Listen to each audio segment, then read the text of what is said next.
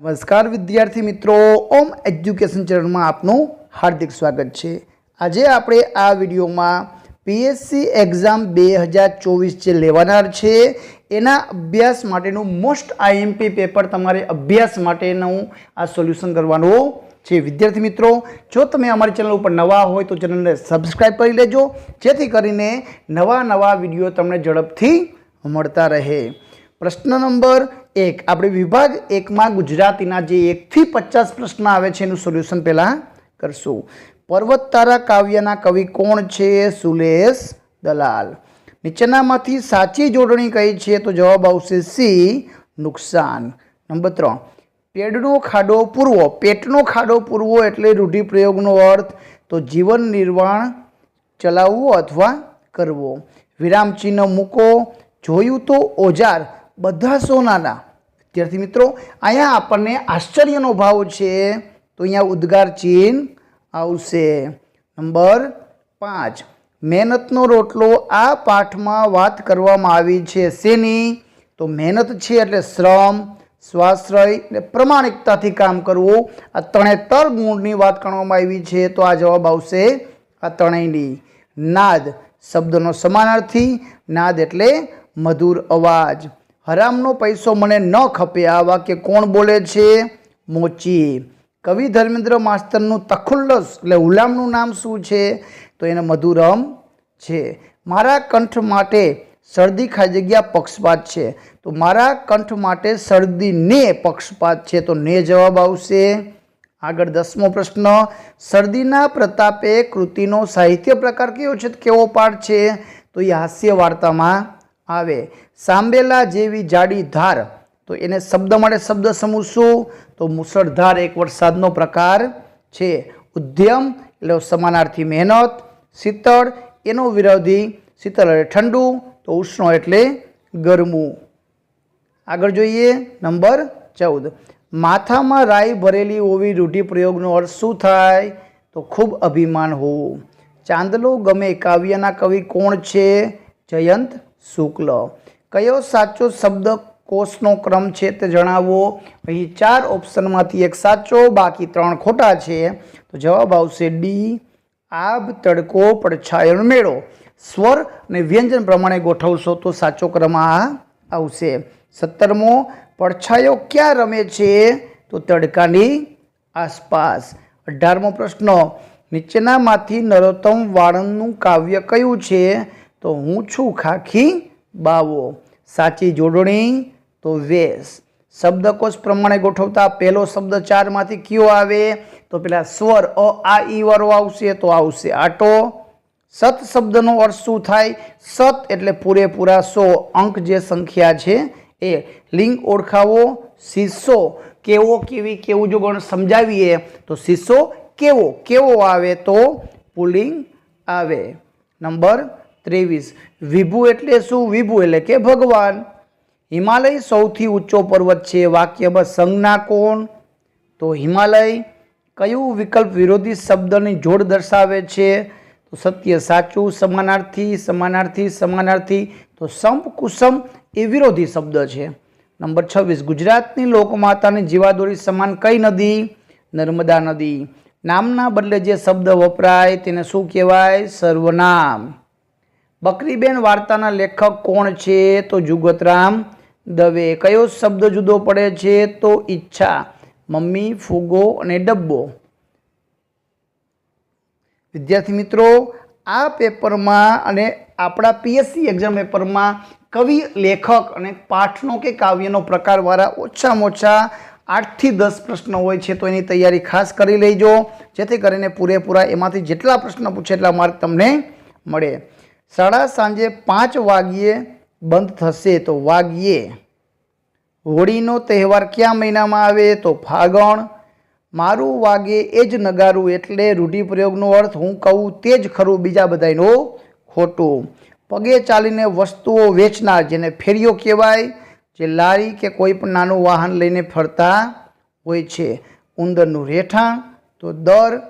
સરોવરનું પાણી જોતા કોણ ખુશ થઈ જાય? તો ડેડકો, કેમ કે પાણીમાં રહે છે। શબ્દકોશ પ્રમાણે ગોઠવતા સૌથી છેલ્લે કયો શબ્દ આવે? તો પાંદડું, શબ્દ આવશે. કૃષ્ણ દવેનું કાવ્ય, તો ઠંડી અલગ પડતો શબ્દ, નો પાર્કિંગ, સ્પીડ બ્રેકર, નો હોર્ન અને ફ્રીજ, કેમ કે બાકીના ત્રણે ટ્રાફિકના શબ્દો છે. ખ્રિસ્તી ધર્મનું પૂજાનું સ્થાન, તો ચર્ચમાં જાય. ગરીબનો વિરોધી શબ્દ, તો તવંગર એટલે કે પૈસાદાર. ચોકીદારની મૂર્તિને જોઈ કોણ ભાગી ગયું, તો ચોર ભાગી જાય. નિષ્ણાંત શબ્દોનો સમાનાર્થી, તો નિપુણ, હોશિયાર. અત્યારના વિજ્ઞાન યુગમાં પત્રોને બદલે શું મોકલાય છે, તો મોબાઈલ દ્વારા ઈમેલ મોકલાય છે. પિનકોડ કેટલા અક્ષરનો હોય વિદ્યાર્થી મિત્રો? 6 અક્ષરનો હોય.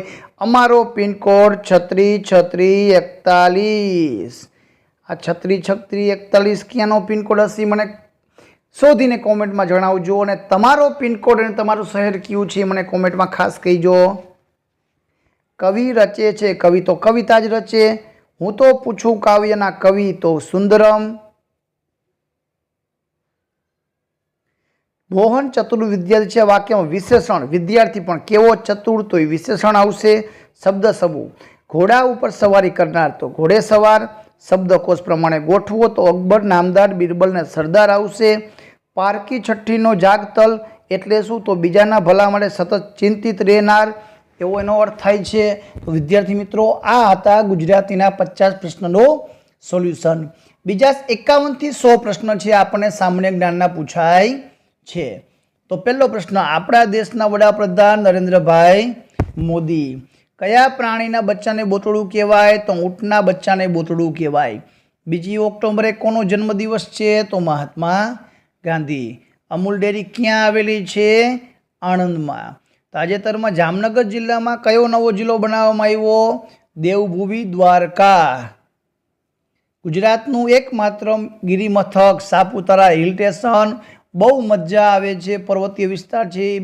ફરવા જાવ તો સાપુતારા જોઈને આવજો. પિરોતન ટાપુ કયા જિલ્લામાં આવેલો છે, જામનગરના દરિયા કિનારાની અંદર આ ટાપુ આવેલો છે. ડાલામથ્થો એટલે શું, તો સિંહ માટે ડાલામથ્થો શબ્દ વપરાય છે. ગુજરાતની સૌથી લાંબી નદી સાબરમતી. સૌથી મોટી નદી કહીએ તો નર્મદા આવશે, યાદ રાખજો. ગુજરાતના દરિયા કિનારાની લંબાઈ 1600 કિલોમીટર. વાહ રે વાહ, ખૂબ જ મોટો દરિયા કિનારો છે. નીચેનામાંથી કઈ વસ્તુ સજીવ છે, ઉદય જીવજંતુમાં આવે. ગુજરાતનું કયું જિલ્લામાં સિંહનું અભયારણ્ય આવેલું છે, તો જુનાગઢ. ગીરનું અભયારણ્ય. તાજમહેલ ક્યાં આવેલો છે, આગ્રામાં. જણગણ મન ગીતના રચિતા કોણ છે, રવિન્દ્રનાથ ટાગોર. લક્ષ્મણની પત્નીનું નામ ઉર્મિલા. અંબાજી કયા જિલ્લામાં આવેલું છે, અંબાજીનું મંદિર બનાસકાંઠામાં આવેલું છે. શિક્ષક દિન તરીકે કોનો જન્મદિવસ ઉજવાય છે, 5 સપ્ટેમ્બર એટલે કે સર્વપલ્લી રાધાકૃષ્ણનો જન્મદિવસ આપણે શિક્ષક દિવસ તરીકે ઉજવીએ છીએ. ભાંગડા નૃત્ય કયા રાજ્યનું, પંજાબ. દૂધસાગર ડેરી ક્યાં આવેલી છે, તો મહેસાણા. પાર્થિવ પટેલ કઈ રમત, તો ક્રિકેટમાં પાર્થિવ પટેલ ભારત ટીમના વિકેટકીપર પણ રહી ચૂક્યા છે. મુછારીમાં ગીજુભાઈ બધેકાનું કેવા નામ છે. 12 જ્યોતિર્લિંગમાંનું એક નાગેશ્વર છે, તો તમે કયા જિલ્લામાં આવેલું છે ગુજરાતનું, તો દેવભૂમિ દ્વારકામાં, જ્યાં શંકર ભગવાનની ખૂબ જ મોટી મૂર્તિ છે. તમે ક્યાંક ફોટો જોયો હશે.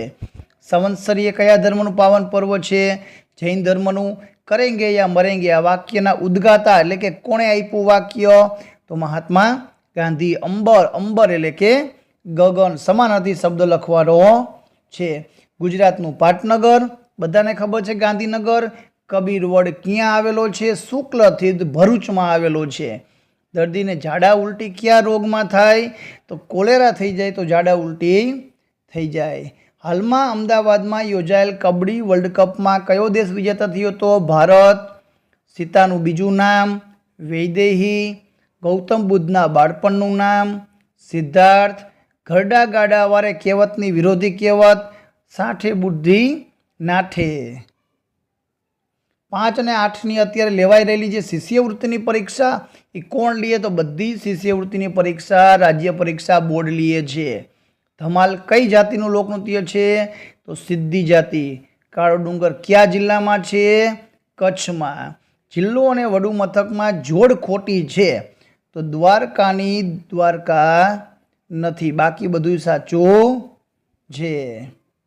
કયું એક 3થી અલગ જુદું પડે છે, તો અહીંયા હાથી, વાઘ, રીંછ ને સિંહ નાના છે, ઓલા મોટું પ્રાણીમાં આવે છે. ગુજરાતના કુલ કેટલા જિલ્લા છે? 33 જિલ્લા. મીઠું પકાવવાની ક્યારીને શું કહેવાય? તો અગર કહેવાય. કોને વનસ્પતિનું રસોડું કહેવાય? તો પર્ણ પાંદડું. ખ્રિસ્તીઓનો તહેવાર તો કે નાતાલ. અક્ષરધામ મંદિર કયા જિલ્લામાં આવેલું? ગાંધીનગરમાં.